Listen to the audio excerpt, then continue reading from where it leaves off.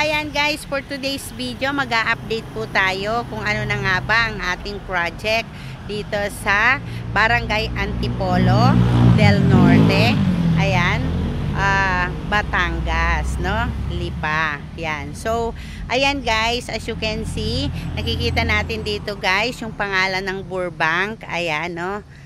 And, syempre, makikita natin dito guys, yung mga tarpaulin. Ayan, naglalakihan yung tarpaulin. Ayan, ang ating endorser, no? Ambassador, endorser natin. Syempre, si Dominic Ochoa. Ayan. So, for today's video guys, andito po ako sa entrance ng ating pong Burbank Village. Yan. Sa mga hindi pa po kasi nakakaalam guys, ayan, no, sa ating pong mga inquiries, no, marami po kasi tayo guys mga home buyer na up to now hindi pa rin po sila nakakapag-invest. Ayan, so i-feature ko lang po ang ating Burbank Village. Ayan, so Burbank Village guys is one of the project po ito ni Amana Land. Ayan, so Burbank Village, developer natin, ang nagde-develop si Amana Land. So ito guys, no, so bali meron na po tayo ditong makikitang entrance gate, may guardhouse na po tayo. At the same time, yung kalsada po natin, ayan, gawa na siya, di ba?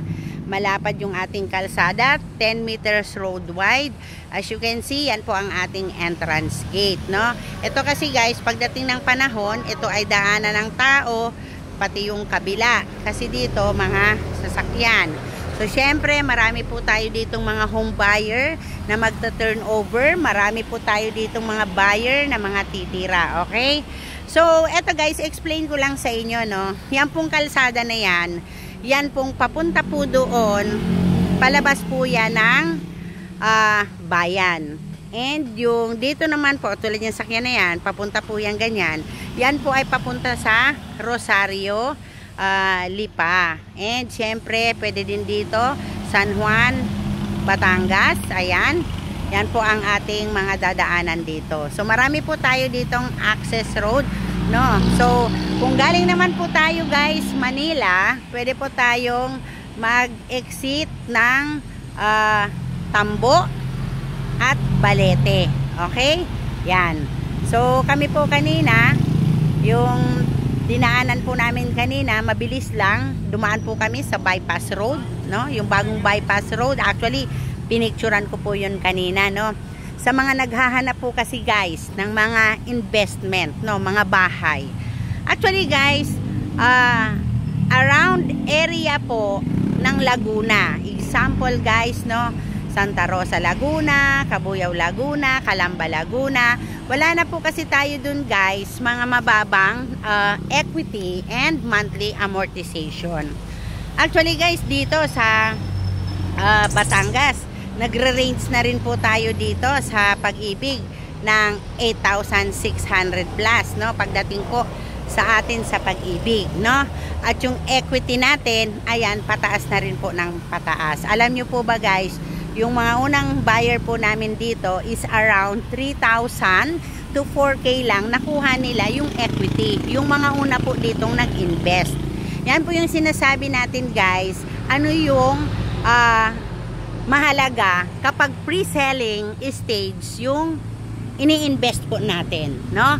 So, unang-una guys, ang kagandahan po kasi doon, kapag po tayo naka-pre-selling, ibig sabihin, mura pa, may discounts pa, may mga freebies pa, may mga pre-move-in pa, no? So, dito sa Burbank Village, guys, wala na po tayong discounts, no?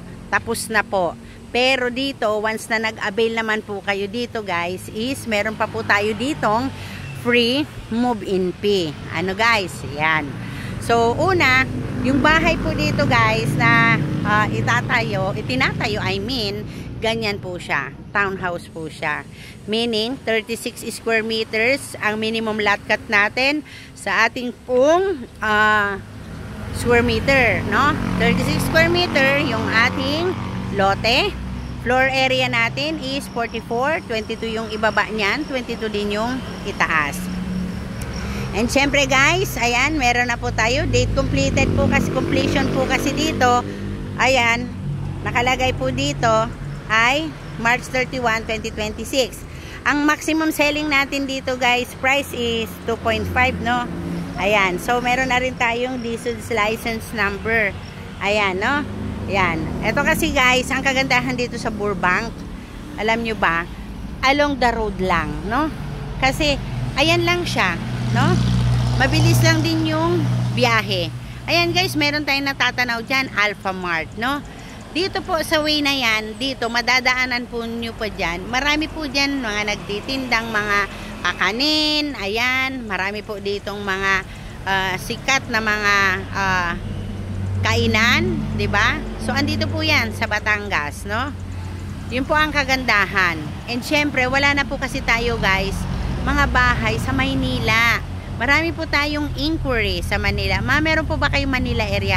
Huwag na po kayong mag-Manila area dahil wala na po tayo sa Manila.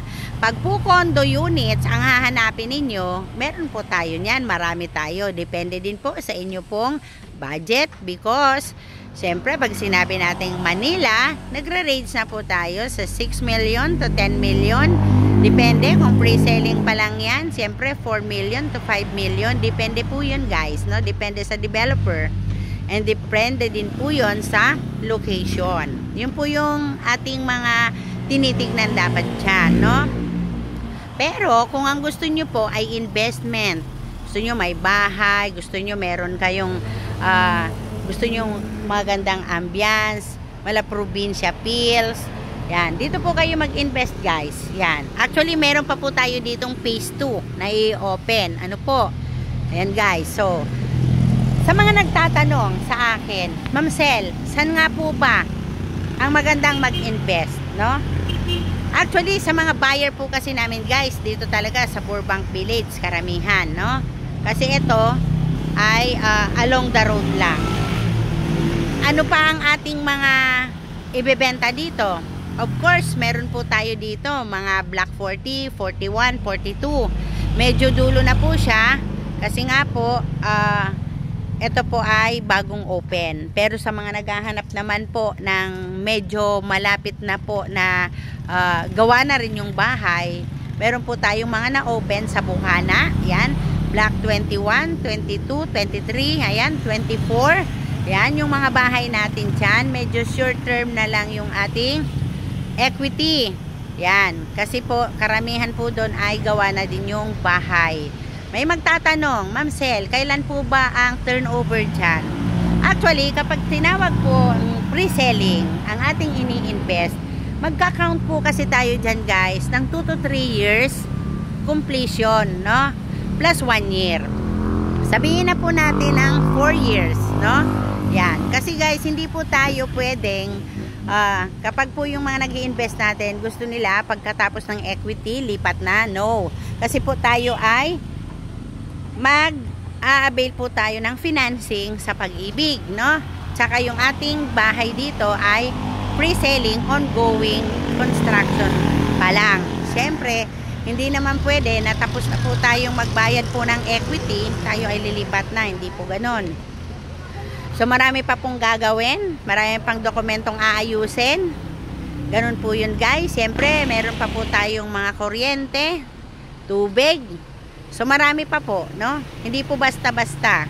Kaya kung hindi naman po nagmamadali at willing to wait, ayan, mag-pre-selling stage po tayo. Okay guys? Ayan. So sa mga magtatanong, Ma'am Sel, magkano na po reservation dyan? Okay. Ang reservation po natin guys, dito sa Burbank Village, ayan, tayo po ay may reservation na 6,000 kapag face-to-face. But kapag po tayo guys ay online, tayo po ay may additional na 300 para sa online fee.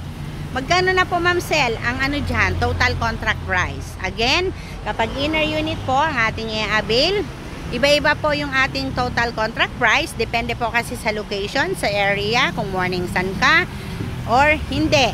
At kung ano ba yung kalsada mo. Okay? Yun po yung pagkakaiba, no? Depende po sa location yung ating presyo. For example guys, Block 40 Lot 12, no? Ito po ay hindi siya morning sun pero malapit po siya sa Parks and Playground, no? So, 1,480,775, no? Yung ganito pong bahay natin, yan, na inner unit. Yan po yung ating townhouse, no? And syempre, meron po tayong reservation na 6,000 kapag face to face. Kapag online, mag-additional tayo ng 300. Okay? Loanable amount natin dito guys is 1,320,000 and meron po tayong equity na 154,775.90 and 22 months to pay. Alam nyo ba guys, hanggang June 50 na lang ang ating pong 22 months to pay. After po nyan, balik na ulit po tayo sa 15 months. Mas higher na siya. Papalo po kasi ito guys sa 11,423, no? Kapag hindi pa po kayo nag-reserve. Okay? Magkano ma'am Sel ang monthly amortization sa Pag-ibig? Ang monthly amortization po natin dito guys is around 8,619.97, pero ito po guys is estimated lamang. Depende pa rin po si Pag-ibig ang magbibigay nito kasi depende pa rin po sa buyer kung ilang taon na po siya. Okay? Magkano naman ma'am Sel ang kailangan po namin dyan na basic salary? Of course, 24,628.49 ang dapat pong sahod natin. Okay guys? Ang tanong, Ma'am Sel, mababa po yung aking basic salary kasi ako po ay nasa minimum wage earner lang. So ano pong dapat natin gawin? Kailangan po natin magkaroon ng co-borrower para dalawa po kayo na magpapasa ng requirements para maabot nyo po yung ma-meet up nyo po yung loanable amount. Ganun po yun guys, no? Ayan. So, syempre, kapag mga locally employed, mga requirements po natin dito guys, ano nga ba? So, kailangan, meron po tayong payslip, 1 month, valid ID, company ID, proof of billing. Paano ma'am Sel? Di po nakapangalan sa amin. Okay lang po yun. Kasi yun po ay, pwede naman po kayong humingi ng barangay certificate or valid ID ng may-ari at syempre, letter niya na sa katunayan, dun po kayo umuupa or nakatira. Birth certificate if single, marriage contract if married. Yan lang po muna ang hihingiin natin, no? Pagdating naman guys sa OFW, ang pagkakaiba lang nito, kapag OFW, syempre, passport ID, ano pa? Syempre, yung kanyang job contract, English translated, na complete pages readable. Sa iba pong OFW kasi, meron po kasi tayong mga job contract na old, no? Ibig sabihin siya, continuous. Pero kailangan natin ng supporting documents. Ano yun ma'am Sel? Kailangan po meron tayong proof of remittance at least 6 months. Nagpapadala tayo sa Pilipinas para malaman po na kayo po ay nasa ibang bansa pa. Kung meron po kayong payslip, pwedeng humingi sa company at pwede din po kayong humingi ng COEC, Certificate of Employment with Compensation. Sa mga ano naman po, sa mga may business, ano yung kailangan natin? Sa mga may business po, ang kailangan po natin dyan, yung kanilang ITR, Income Tax Return, tapos syempre legit yung business. Meron po, tayo po ay, nag-ano tayo sa BIR, nagbabayad po tayo ng tax. Hindi po pwede na gawa-gawa lang. Okay? Kasi doon po tayo magkakamali at hindi po tayo dyan maa-approve. Dapat with business. Okay? Ano pa? Doon po sa mga halimbawa po may buyer, no? Anak, kulang yung income. Pwede po natin isama kung halimbawa let's say, Ma'am Sel, meron po kaming pampasadang tricycle or jeepney. Pwede po yun, basta legit. Basta po meron pong papel, may linya, pwede po yun isama. Okay guys? Yan. Para meron po kayong kaalaman. Okay po? Sa mga wala naman requirements po ng hindi na member ng Pag-ibig, kung kayo ay OFW, pwede naman po kayong magpa-member sa Pag-ibig. Yung mga na-stop naman po sa Pag-ibig, pwede naman po silang magpa-activate nung kanilang hulog sa Pag-ibig. Tanong, kailangan ba Ma'am Sel, bayaran po namin yung old naming mga hindi nabayaran, yung mga past? No need. Kailangan po yung present lang pag magpapa-activation. And syempre, kapag sa mga OFW naman, uso na po sa atin ngayon ang online. Hindi na po sa atin masyadong hassle, no? Yan. So, pwede po tayo mag-online dyan. Continuous natin yung contribution sa Pag-ibig. Yung iba po kasi, parang ayaw po nilang mag-asikaso ng requirement. Ang dami-dami naman requirement. Siyempre po tayo ay magha-housing loan sa ating pong Pag-ibig. Kahit saan naman po na tayo ay mangungutang, kailangan may proof of income po tayo, may documents po tayo dahil tayo po ay maglo-loan. Ganon po yon, okay? So kailangan legit yung ating mga documents.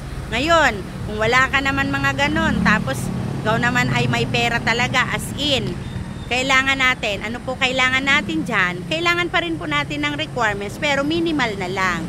For example, valid ID, proof of proof of billing, syempre. Pero wala na po tayong salary na, basic salary na titignan. Kasi may pera po tayo. So, ganun po yon. Pero kailangan pa rin po ng marriage contract or birth certificate kasi ilalagay po yan sa information ninyo. Dahil kayo ay bibili ng bahay, kailangan po yan sa titulo. Ano pa, Ma'am Sel? Siyempre po yung TIN number nyo, TIN ID, no? Kailangan po ang TIN dahil yan po ay magkakaroon po tayo ng title. Siyempre, hindi naman po ito basta-basta. Kaya nga po tayo bumili ng bahay para magkaroon po tayo ng sariling titulo. Tanong, Ma'am Sel, paano po kaya yan?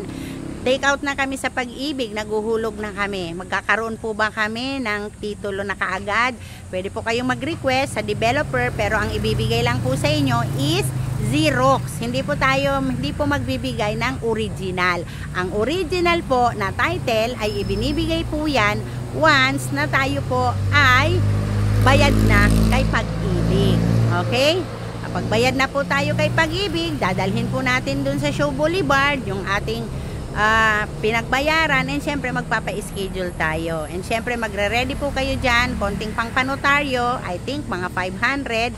Then syempre papanotaryo po yun, at dapat ang mag-a-appear po doon is yung mismong principal buyer. Kung mag-asawa kayo, nandun kayo, pero ang pipicturan lang po kasi dyan ni Pag-ibig yung pinaka-principal buyer. And pag nakuha nyo na po yung title ninyo, dadalhin nyo naman po yon sa Registry of Deeds. Ayan, yun po ay ipapakancel nyo yung mortgage. Okay? And may mga requirements pa rin yon. Syempre, konti na lang din naman. So, i-inform naman po kayo pagdating doon. Syempre, yung original title, yung dokumento po na pinagpirmahan ninyo, at syempre kayo po ay bayad sa inyo pong dapat po bayad kayo sa amilyar. Ano, Ma'am Sel, yung amilyar? Kung saan po kayo nakatira. For example, dito po sa Lipa. Dito po sa munisipyo ng Lipa, dito po kayo magbabayad ng inyo pong amilyar. Ang amilyar po, ang una pong may hawak niyan, si developer. Pero sa susunod po niyan, ay meron lang years po kasing covered dyan. Sa susunod po dyan, ang magbabayad na po si buyer na. Marami po ako na-encounter na nagtatanong din sa akin, Ma'am Sel, kailangan na daw namin magbayad ng amilyar. Yes, of course. Kasi po tayo ay, tayo po guys ay, tapos na po yung pagbabayad ng amilyar natin na si developer po ang nagbayad nung una. May taon lang po kasi yan. So ayan guys, marami na po akong na-explain sa inyo. I hope yung ating pong mga home buyer dyan na hindi pa po nagre-reserve, wala pa pong mga bahay, mag-invest po kayo dito sa amin sa Burbank Village. Yan, one of the project po ito, owned and developed by Amana Land ni Apex Homes. Yan. So we have Amana Land, Cumberland, and Apex Homes. Sa mga magtatanong, Ma'am Sel, meron ba kayo sa North? Yes, of course meron. Cavite meron tayo guys. Quezon Province meron po tayo. Candelaria, Sariaya. We have Citrus and Palmdale Village. And i-plug ko na rin sa inyo guys yung ating pong bagong project sa Cabuyao, yung ating pong Whistler Village na inopen natin. Yun na lang po ang meron tayo sa Cabuyao area, no? Yung Citadel po natin, phase 1, 2, and 3, wag na po tayong umasa dun guys, kasi yun po ay halos sold out na. And kapag nagkaroon naman ng reopen, matagal pa, unahan sa online, no? Papaasa lang tayo sa buyer. Dito po sa Lipa, ang ating pong pwedeng ibenta, Burbank Village and yung Azalea Vista. And meron po tayong bagong open guys sa mga taga San Pablo dyan. Meron po tayo guys San Pablo area. Okay? Yung ating pong Pontidera Residences. Yun po guys, ang mura pa ng equity natin. Nagra-run lang po tayo doon sa 3,111 ang ating equity. Kabuang equity natin is 56,000 I think or 59. And sa doon naman po guys sa ating mga duplex, we have 126k na equity. Duplex na po yung bahay nyo and nagra-run lang po tayo sa 7,000 plus para po sa ating monthly amortization. Reservation natin dun guys, 15,000 sa duplex. Wala na po tayong mga half-half reservation na yan. Kung ano po yung galing sa developer, yun po ang ating i-discuss sa ating pong mga buyer. Huwag po tayong magbigay sa buyer ng kung ano-ano. Kami po as a seller, kung ano po yung binaba ng developer, yun po ang aming binebenta at ibinababa sa buyer. Hindi po tayo pwede ditong dagdag bawas. Yung iba po kasi mali yung thinking. Kala nila pinapatungan ng ahente. Hindi po tayo pasalo at hindi po tayo kung anuman.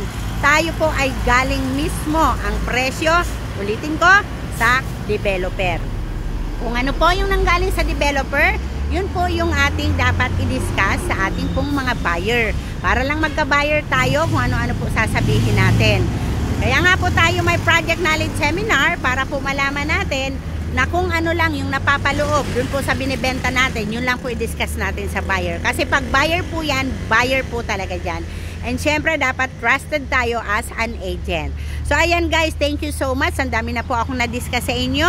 Mamaya po magbablog po ulit ako, mag-update po ako doon naman po sa bahay, doon po sa ating viewing, no? Sa loob po. For now, andito lang po ako sa entrance para lang po ma-discuss sa inyo yung iba pong ang ating pong Burbank Village and paano nga po tayo magbenta. Okay guys, ayan. So, thank you so much guys for watching. It's me again, Cecil Reyes po. Legit sellers po tayo. Sales director po ako. Hall of Fame. 20 years in service in real estate. RCD Pearl Homes Realty Inc. And we have an ID. Ayan. Meron po tayo ditong DSUD guys. Ayan. And syempre, PRC accredited salesperson po ako. Ayan. So, ibig sabihin guys, legit po tayo. You can visit my YouTube channel. I-upload ko po ito, Maria Cecilia Reyes po. Pasensya na po, wala po akong edit sa aking pong YouTube. Ang nais ko lang po, maiparating po sa mga naghahanap ng bahay na meron po tayong Burbank Village. Makikita nyo po doon yung aking pong mga ibinibenta pong bahay. Number 1 po sa atin is Apex Homes. Ayan. Ito po ang talagang focus project ko. Ayan guys, thank you so much guys for watching. And syempre sa mga gusto pong mag-agent dito po sa Lipa, Batangas or saang mang lugar, no? Mag Quezon, mag San Pablo, mag Lipa, mag Santo Tomas, mag Laguna or mag North area or Cavite, hiring po ako ng gusto pong mag-sales agent. Hiring po ako ng aspiring agents. Gusto ko po guys yung may pangarap.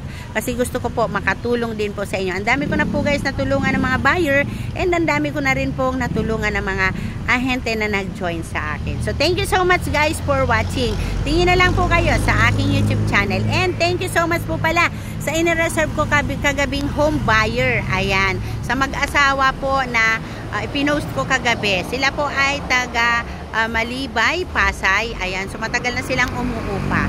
So nakita nila ako sa YouTube channel ko. Thank you so much ma'am and sir. Nakapag-reserve na po kayo kagabi. So trinipin ko sila dito kagabi, no? Ay nung nakaraan pala, hindi kagabi. Sorry naman guys, yan. So ayan guys, thank you so much for watching, no? Ayan. Bye-bye. Ayan, see you on my next video. Andito pa ako guys sa Burbank Village. See you on my next